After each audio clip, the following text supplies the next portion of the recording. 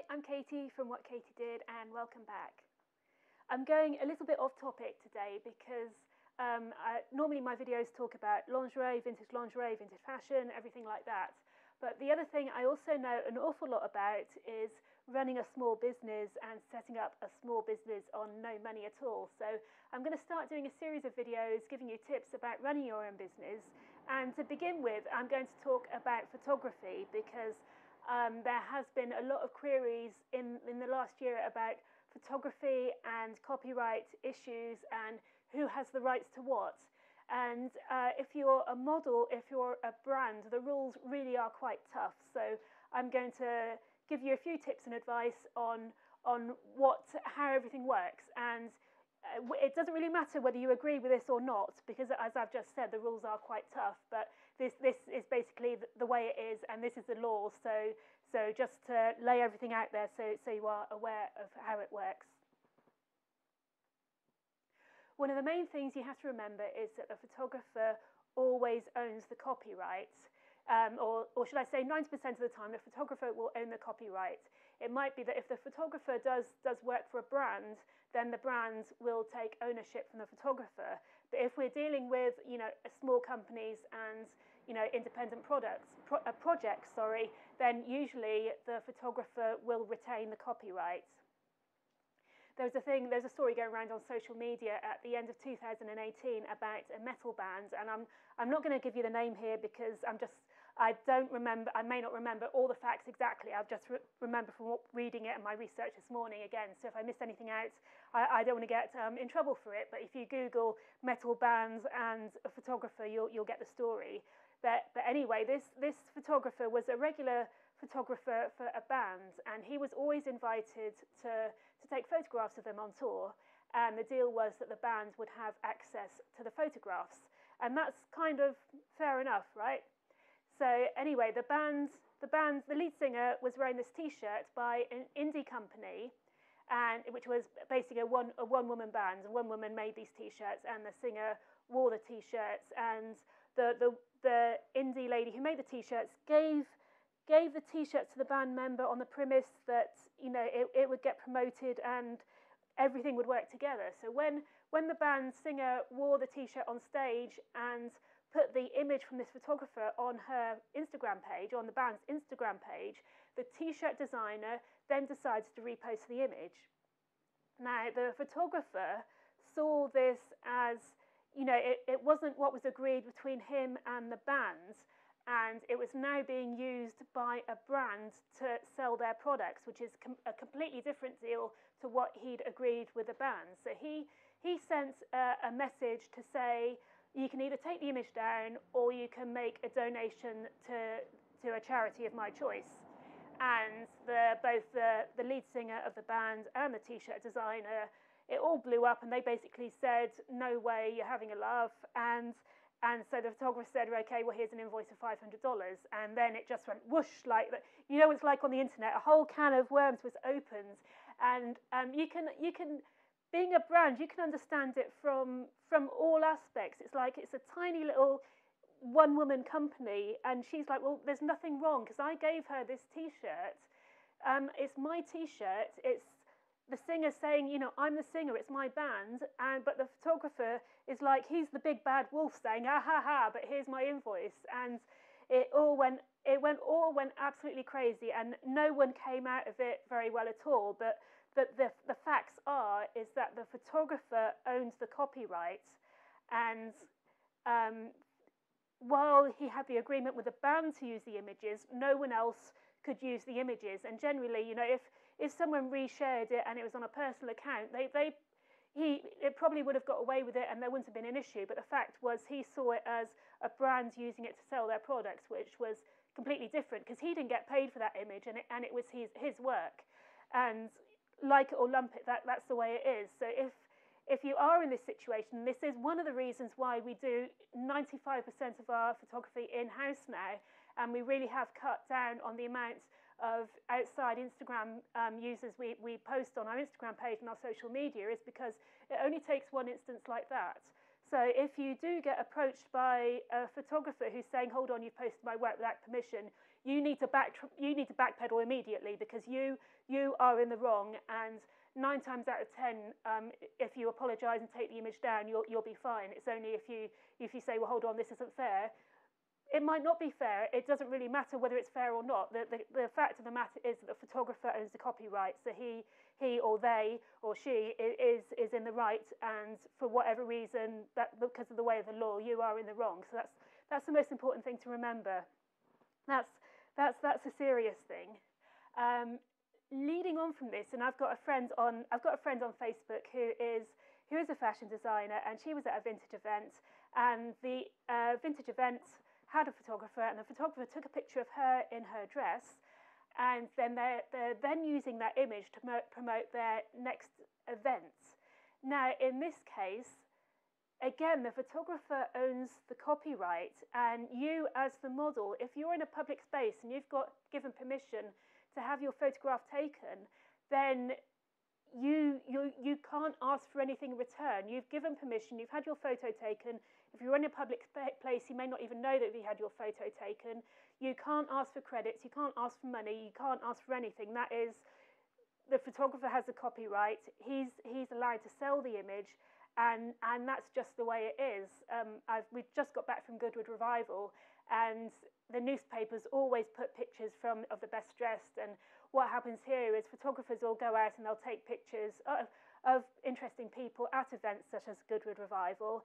And I saw a couple of our customers in the newspapers where, and they looked amazing, but they were there as public people, and they can't go and say, well, hold on, I didn't get paid for this, I didn't, my dress wasn't credited, I didn't get this, I didn't get, because they're in a public place, they've got no comeback at all. And quite often when you go to events, there'll be a little clause saying, by entering here, you will accept to have your photograph taken and to be used for X, Y, Z in future. So if you are concerned about that, then you really need to check out the terms and conditions beforehand. But having said that, there's really nothing you can do, because, I mean, you could say to the photographer, yes, you can take my photograph, but I will always want to be credited. But the photographer, it's going to go onto a stock library, and it's going to go out to the newspapers or any other usage, and they're not going to have the control of making sure that you're credited. So it's really beyond their control. So if you're looking really, really fancy and someone comes up and says, can I take your photograph? You could, if you are concerned about it being used somewhere where you're not expecting it to be used, you need to say, where's it going to be used? And if they're going to say it's for stock or whatever, then you either say no, or you can cut it down to say, this is what I agree the usage is for, or whether you say, yes, you can take my photograph, but I want to have prints, or something like that. But you do have to be aware that if it is used on the cover of a book, or if you are on the cover of the Sunday Times newspaper, there's no comeback at all. That is, you've given away your photograph, and that's the way it is.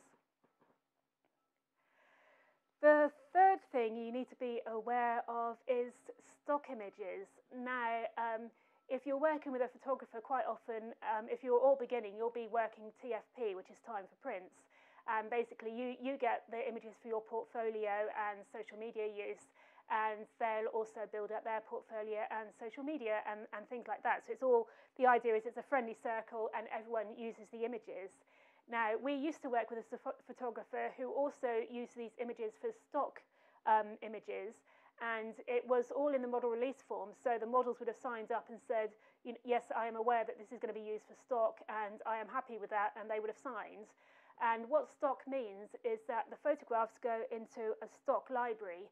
So when you read a newspaper, obviously they don't have their own stock library of images. Say if they need a photograph of a woman eating an apple, they won't go out and take a photograph of a woman eating an apple. They'll go and go to a stock library, which is like a huge photographic library online, and they will select an image of a woman eating an apple, and they will pay to use that image, and then they'll be able to print the image, and the photographer will get a cut of what they've paid the photographic library. With our ex-photographer, his photographs were actually used quite often in the papers, and sometimes models would get a bit annoyed because they'd be like, well, my photo's been used in the Times newspaper, and why haven't I had any money? And he actually showed me how much he got paid once, and we went through the invoices he showed me online, and there was this particular image of a model in a swimsuit in the Times, and it turns out he got paid £80 for it, which is like $110. And possibly, yes, he should have given some to the model. I don't know. Even the model at this point had actually said, yes, it's okay to use his images for stock. So really, they had no comeback. But the photographer was like, yes, I got paid £80, but the bathing suit was vintage. That cost me £50, and then I had to pay for hair and makeup, so I was still out of pocket. And we worked with him for several years, and he came in very, very excited one day because he actually had sold a photograph in Italy to be used on some billboard, and for that he got £1,500, which, like, you know, $2,000, and he was so excited. And I don't know what happened in the end, because he was saying, oh, I feel bad about this, and you know, I am going to talk to the model and give her a cut of this. And I don't know whether we actually did in the end, but I know there was, even though she would have signed away for stock usage, he felt guilty for actually making the money off the photograph. But in general, what he made, it was, you know, 30, 40, £50 for little images, and that's the way he made his money. He'd take your photograph for free, and you'd have access to the images. But the deal was he had to make a living, so he would sell his images for stock. So if you are working with a photographer and it is TFP, you know, feel free to ask them what are you actually going to do with the images, because it's fine if you're happy with them going for stock.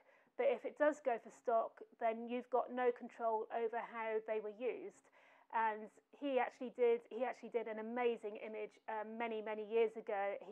Of a model in an aeroplane, and it was used for a greetings card, and the slogan on the greetings card was not a very nice slogan, and the model was really upset, and he was really upset.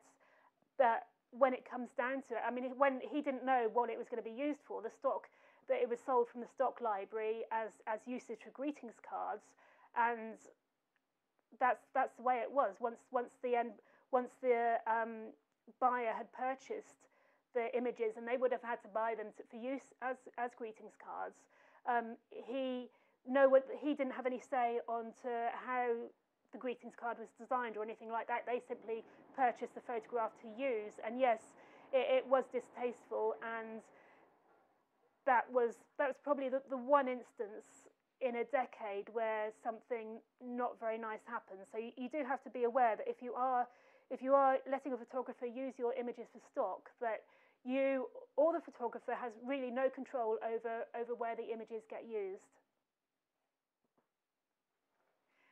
I've spoken about models and the image rights models have, but let's wheel back a little and talk a little bit more about brands, because there was a nasty court case a few years ago where a brand used an image on their website, and all the photographer had actually given them permission to use the image, but what you may not realise is you're not actually allowed to edit that image. So say you have an image of a model full length, and you then decide to crop it so it's just their head or just their midsection, you're not actually allowed to do that. And whereas 9 times out of 10 you could do that with no issues, this brand did actually, and it was a teeny tiny brand, this brand actually did edit the image, and the photographer took them to court, and the photographer won, even though it was a tiny brand, and it was on a very small scene, and everyone knew each other, and it was supposed to be friendly, and it just blew up out of proportion. And when it comes down to it, as I've said before, the photographer has copyright,